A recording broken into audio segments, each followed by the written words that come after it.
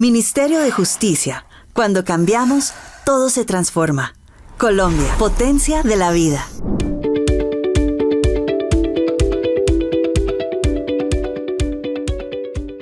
Y aquí yo quisiera, si bien hay una segunda parte que es el procedimiento, yo voy a dar inicio a esta segunda parte para dejar planteado para en la siguiente sesión, simplemente para que tengamos claridad de lo que ya hemos visto, que fue como la parte sustancial de que ante qué autoridades se puede conciliar, qué temas son conciliables, qué temas en derecho de familia no son conciliables, en qué consiste el requisito de procedibilidad, qué temas exigen el requisito de procedibilidad y qué temas no exigen el requisito de procedibilidad.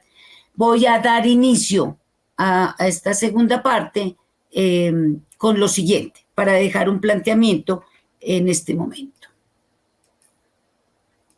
El nuevo estatuto de conciliación estableció en una forma clara y precisa el procedimiento que debe seguirse para la conciliación extrajudicial en derecho y específicamente en derecho de familia. Hoy es muy importante tenerlo en cuenta porque abarca muchos puntos que no solamente un conciliador, no solamente los centros de conciliación, no solamente los servidores públicos que tienen las facultades de conciliadores extrajudiciales en derecho, sino las partes, los abogados que van a hacer el acompañamiento en derecho de familia, que desde ya quiero significarles que en derecho de familia no es obligatorio, no es absolutamente necesario el abogado. Se puede conciliar sin llevar abogado a la audiencia de conciliación. Y eso no obsta para que sí pueden estar los abogados, desde luego, pero con unas condiciones específicas claras, que el conciliador las debe tener claras, y las partes que vayan a llevar ese acompañamiento por parte de un profesional en derecho también las deben de tener claras. En familia, quienes concilian son las partes, no los abogados. Hay una excepción, que ya la vamos a mirar.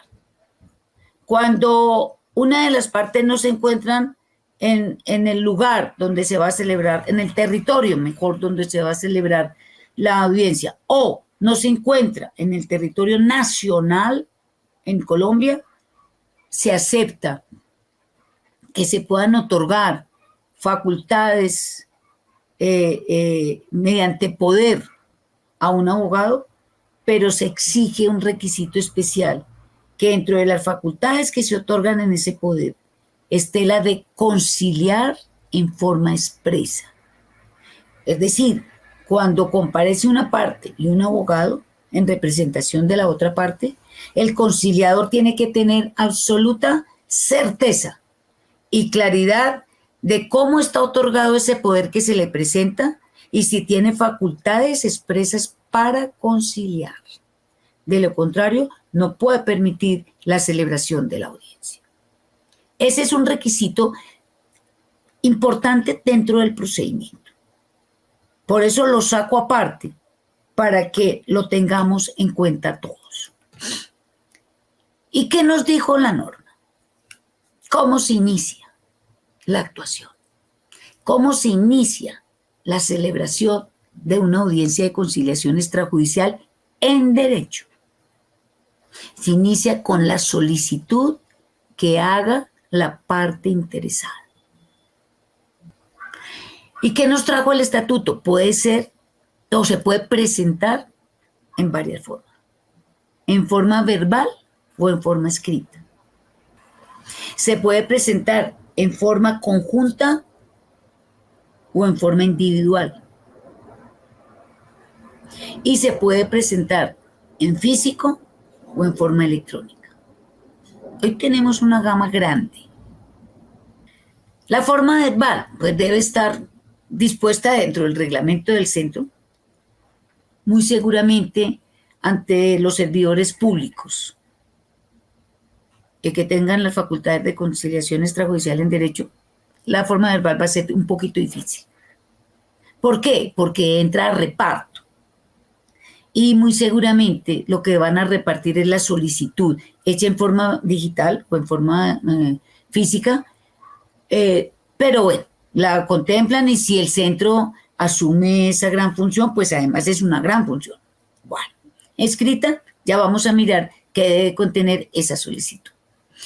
En forma individual o conjunta. Ustedes dirán, pero si se va a manejar un conflicto, ¿por qué en forma conjunta? Una pareja se puede poner de acuerdo en cómo va a liquidar su sociedad conyugal. Y aquí voy a hacer una explicación en que hay dos pasos, que es disolución y liquidación. ¿Qué es disolución? Es como el inicio del fin. Es decir, en una sociedad conyugal, es decir, yo soy cónyuge. La sociedad conyugal tiene dos socios. ¿Y quiénes son esos dos socios? Los dos cónyuges. Y yo sé que una vez disuelta, es decir, una vez que pensemos que la queremos terminar, yo soy dueña del 50%, como socia, como cónyuge. Y el otro cónyuge, pues, es dueño del otro 50%. Pero viene el problema. ¿En qué está representado mi 50%? Para poder saber en qué está representado mi 50% y qué me van a adjudicar a mí, pues debe hacerse la liquidación. ¿Y qué es hacer la liquidación? Un inventario de bienes que tiene dos columnas. Una columna que se denomina activos y una columna que se denomina pasivos. Y en esa columna de activos van relacionados toda clase de bienes, inmuebles y muebles, debidamente identificados al máximo y debidamente valorados. Ojo, esa columna de activos va a dar un valor que lo vamos a poner en este momento en 1,000 pesos. Y la columna de pasivos va a relacionar todas las deudas que se hayan adquirido en la sociedad conyugal.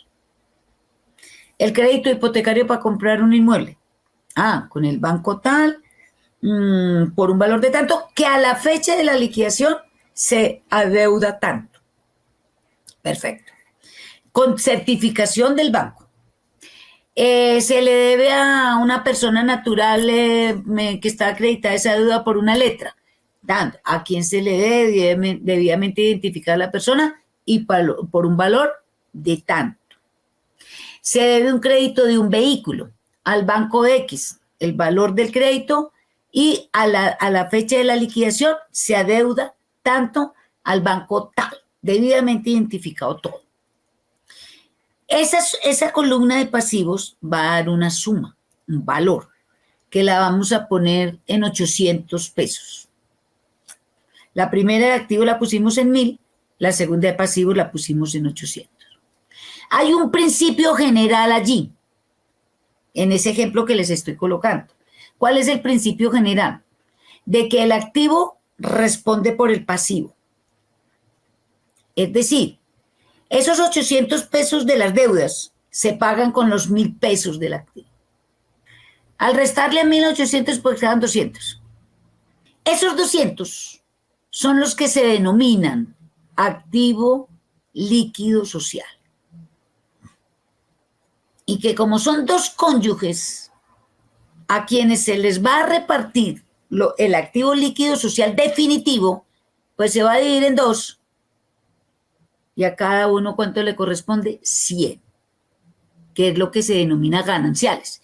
Que gananciales es un nombre propio, no se deriva de ganancia, sino un nombre propio. Es lo que le corresponde a cada cónyuge o excónyuge en la liquidación de la sociedad conyugal.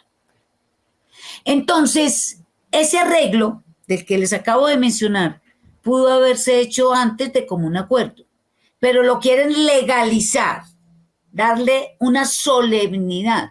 Entonces, en ese momento lo pueden hacer la solicitud de la audiencia de conciliación en forma conjunta o en forma individual. Si no han podido, pues, de mutuo acuerdo nada, pues la hace uno para que se convoque a la otra persona.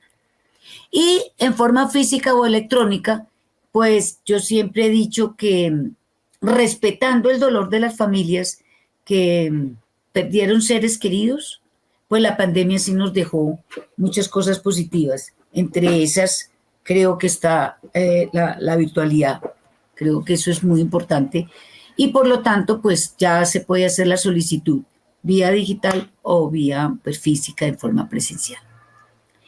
Si la conciliación es extrajudicial en derecho, la solicitud también la puede presentar el abogado que vaya a apoderar o a representar a una parte con, reitero, facultades expresas para conciliar.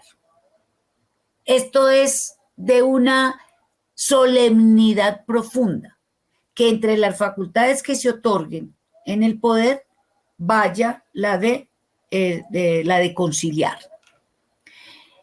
El poder igualmente podrá aportarse de manera física o de manera electrónica sin ningún problema, debidamente otorgado. Es decir, acordémonos que los poderes, para los poderes sí se exige la presentación notarial, la presentación personal notarial. Si se presenta de manera electrónica, no es necesaria la firma digital. Acordémonos que eso también varió. Y basta con la identificación suministrada por parte de la parte que lo quiera presentar. La agencia oficiosa también se aceptó dentro del Estatuto de Conciliación, y situación que debe ser ratificada dentro de los 10 días siguientes por parte de aquella persona en beneficio de quien actuó el agente, pues, oficioso, sin ningún problema al respecto. ¿Qué debe contener la solicitud? Y ahí vuelvo y le repito, creo yo que sí hubo una formalidad que no existía antes de la ley 2220. Y dice, primero, indicación, es decir, la solicitud debe ir dirigida a un conciliador o con centro de conciliación en forma clara. Se va a dirigir al defensor de familia, listo, entonces coloque defensor de familia. Centro zonal X, si la va a presentar en determinado centro zonal, porque es que hay 20 centros zonales del Instituto Colombiano de Bienestar Familiar. Entonces, si la va a presentar en el centro zonal de Usme, de Ciudad Bolívar, de Usaquén, de Engativá, pues identifique. Aquí hago un paréntesis. La ley también permite escoger el conciliador. Entonces, simple y llanamente, con nombre propio, si lo quiere hacer y si conoce, pues porque eso es lo más importante. Bueno, se deben individualizar en una forma clara y precisa las partes. Es decir, Cecilia Díez Vargas, en calidad de convocante, no de solicitante. Las expresiones correctas son convocante y convocado. Entonces, en calidad, Cecilia Díez Vargas, mayor de edad, domiciliada en tal parte, identificada con la cédula de ciudadanía tal, en calidad de parte convocante. Si yo quiero asistir con abogado, debo de colocar también que le he otorgado poder al doctor o la doctora X, abogada o abogado en ejercicio, identificado con la cédula de ciudadanía número tal y con la tarjeta profesional número tal. Importantísimo, la tarjeta profesional. No porque los abogados nos identifiquemos solamente con la tarjeta profesional o solamente con la cédula, sino con los dos. Pero en algún momento conversaremos al respecto. Debemos de hacer una descripción, ¿qué les digo yo? Corta de los hechos. ¿Para qué es? la conciliación, porque eso sí es muy importante, para no poner al conciliador a que empiece a analizar una agenda oculta, que eso es difícil y se va a perder tiempo dentro de la fijación de fecha para celebrar la audiencia de conciliación. Entonces, se quiere conciliación para la fijación de cuota alimentaria, reglamentación de custodia y visitas, en beneficio de mi hijo X de 10 años de edad, con convocatoria al señor X en calidad de progenitor, dando sus datos igualmente. Eso, ahora, lo anterior, debido a que hay conflictos por esto y esto y esto, o que no le suministra cuota alimentaria y así sucesivamente. O que me voy a trasladar de ciudad, entonces se tiene que cambiar el cuidado personal del hijo y se tiene que cambiar el régimen de visitas existente, por decir algo. Eso es un ejemplo. Entonces, una descripción de los hechos sí es muy importante. Si el tema a conciliar pues se relaciona en algún momento con cuantía, pues relacionar la cuantía. Se va a fijar cuota alimentaria, ahí necesariamente va a haber una cuantía. Entonces, relacionar cuál es la petición principal con relación al tema de los alimentos, que yo solicito como alimentos en favor de mi hijo de 15 años de edad, tanto en el entendido que qué significa alimentos jurídicamente hablando. Alimentos jurídicamente hablando significa 6 conceptos. Alimentos, propiamente dichos. Vivienda, salud, educación, recreación y vestuario. Eso es lo que significa la palabra alimentos jurídicamente hablando. Dicho en otra forma, alimentos no significa comida única y exclusivamente. Eso es muy importante tenerlo en cuenta para el conciliador extrajudicial en derecho de familia. Para que no se entienda que como la denominación general, conciliación extrajudicial en alimentos, o para la fijación de una cuota alimentaria, no se entienda que es solo comida. Reitero, son 6 ítems que tienen que ser muy bien explicados desde la introducción de la audiencia, que ahí está verdaderamente fijado cuál es el perfil del conciliador extrajudicial en familia. Es una conciliación demasiado especializada, que si no se conoce verdaderamente el derecho de familia, se van a cometer errores. No solamente por los temas, porque ya los temas nos debieron haber quedado claros qué es conciliable y qué no es conciliable, sino por especificidades de cada conciliación, de cada tema de conciliación. La liquidación de la sociedad conyugal, ¿qué es producto? Pues de que se formó por la celebración de un matrimonio, sin ningún requisito especial, automáticamente. Desde la celebración del vínculo, se constituyó sociedad conyugal. Salvo, pues, que se hayan hecho capitulaciones matrimoniales, eso es otra cosa. Automáticamente se creó, sin ningún acto especial, solamente la celebración del matrimonio. La sociedad patrimonial, cuando presumimos su conformación, cuando se pruebe 2 años de convivencia ininterrumpida, permanente, singular y con vocación de conformar familia. Es decir, los 2 años de que habla la ley y que todos los días escuchamos, no es para la unión marital, es para presumir la conformación de la sociedad patrimonial. Conclusión, unión marital ahí es desde el primer día que yo tome la decisión con otra persona de convivir. Pero para poder presumir, no para que exista, porque el artículo 2 de la ley 54 del 90 no habla y dice después de 2 años existe.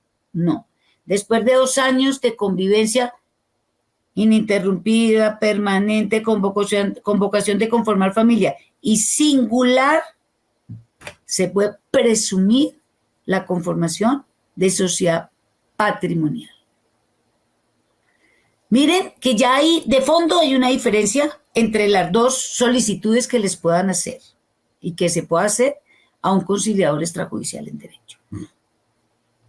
Pero el problema está primero en esto y segundo, si bien se ha dicho que tienen regulación similar, hay grandes puntos que diferencian esa regulación.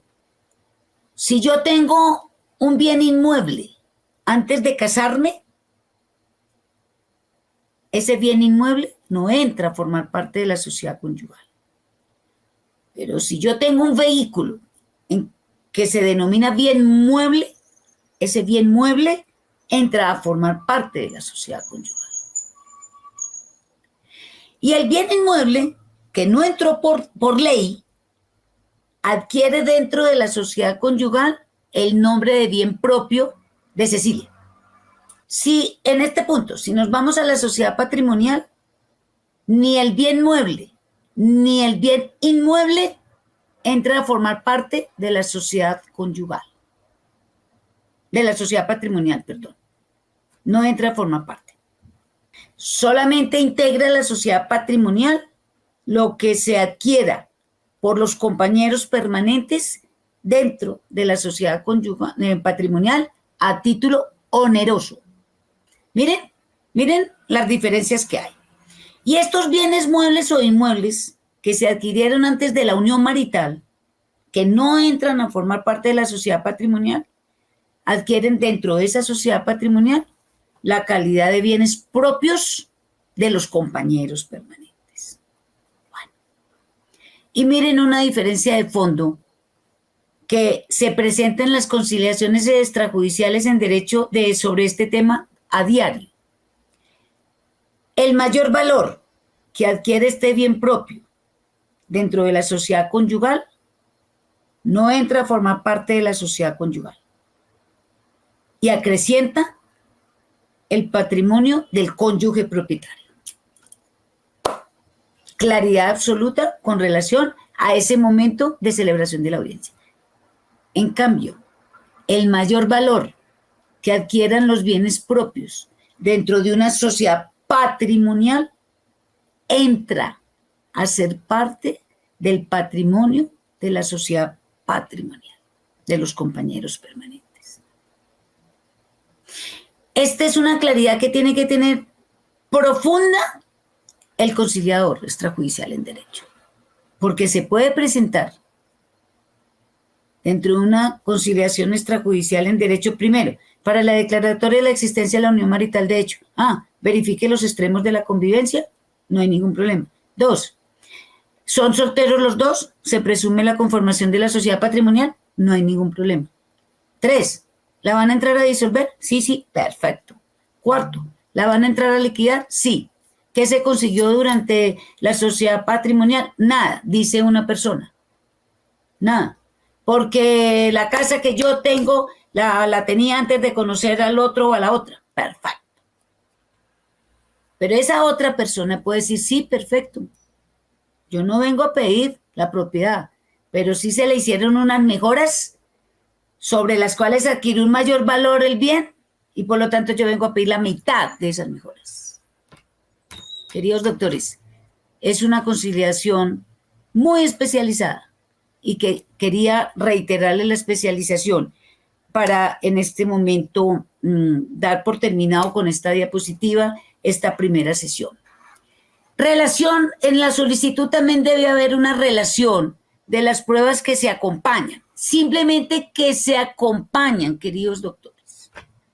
¿Es una conciliación en derecho? Sí, pero en la conciliación extrajudicial en derecho no se practican pruebas. ¿Se tienen en cuenta? Sí. Y si a mí como conciliadora me presentan, no sé, una prueba X y las partes están llegando a una conciliación acorde a esas pruebas que yo tengo al pie de mis ojos, pues con mayor tranquilidad verificaré la legalidad de ese acuerdo. pero no es que se practiquen pruebas. Ni la conciliación extrajudicial en derecho permite que en ella se preconstituyan pruebas.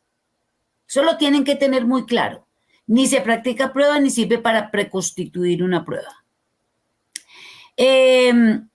Importantísimo, hoy, en todo, yo creo que eso es lo más importante que tenemos hoy en todas las solicitudes, en todas las demandas a nivel judicial, solicitudes a nivel extrajudicial, como es el caso, que tenemos que colocar nombres completos, identificación, celular, correo electrónico.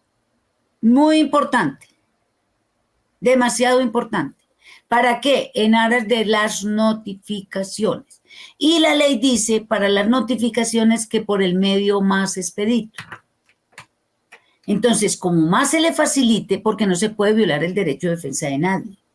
Entonces, cuanto más datos se entreguen, más se facilita y por lo tanto, pues cumpliremos con nuestra labor como conciliadores extrajudiciales en derecho. Seguiremos en una segunda sesión. Les agradezco infinitamente. Colombia, potencia de la vida.